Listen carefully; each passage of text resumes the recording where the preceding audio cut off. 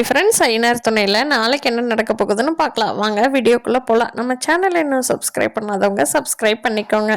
கார்த்திகாவோட husband இருக்கார் இல்லையா, அவர் சேரன் அண்ணா family கூட நல்லா செட் ஆகிக்கிட்டாரு. கார்த்திகாவோட அம்மானால எதுவுமே பேச முடியாமல் அமைதியாக இருக்காங்க. அவங்க குடி இருக்கிற வீட்டுக்கு பக்கத்தில் இருக்கிற வீடே இவங்க எல்லாத்துக்கும் சொந்தம். சேரன் வீட்டாருக்கும் அந்த நிலம் அந்த வீடு எல்லாம் சொந்தம் அப்படிங்கிறது தெரியாமையே கார்த்திகாவோட அம்மா அப்பா வச்சு அவங்களே அந்த சொத்தை வச்சுக்கலான்னு நினச்சிட்டு இருக்காங்க. இவனுங்க அடிக்கடி இங்கே வந்தானுங்கன்னா நம்ம பொழப்பு போயிருமேன்னு யோசனை பண்ணிட்டு இவங்களுக்கு எதுவும் தெரியக்கூடாதுன்னு நினைக்கிறாங்க. ஆனால் இவங்க அப்பா ஊரை சுற்றி பார்க்க போயிருக்காரு இல்லையா, அங்கே எப்படியும் யாருக்கிட்டாவது தகவல் தெரிஞ்சிடும். கண்டிப்பாக இவங்க அதை தெரிஞ்சுக்கணும். அப்படி அதை தெரிஞ்சுக்கிட்டாங்கன்னா இவங்களுக்கு சொத்து இருக்குது, இவங்களும் நல்லா வீடெல்லாம் கட்டி நல்லா செட்டில் ஆகிக்கலாம். கார்த்திகாவோட அம்மா அப்பாவுக்கு இவ்வளோ கட்டணமெல்லாம் ஆகாது.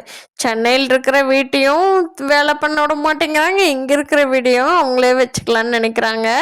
இது மட்டும் சோழனுக்கு தெரிஞ்சதுன்னா சோழன் பிச்சு விட்டுருவார் அவங்கள. அவருக்கு வந்த நேரம் சந்தாவுக்கு சேரன் அண்ணாவுக்கும் நல்லா பாண்டிங் ஒத்து போய் நம்ம சோழனும் நிலாவும் ஒன்று சேர்ந்தாங்கன்னா ரொம்ப நல்லாயிருக்கும். பார்க்கலாம் ஃப்ரெண்ட்ஸ், அடுத்தடுத்த எபிசோடில் எவ்வளோ சுவாரஸ்யமாக கொண்டுட்டு போகிறாங்கன்னு. சோழன் வேஷ்டி சட்டியில் சூப்பராக ரெடி ஆயிடுறாரு.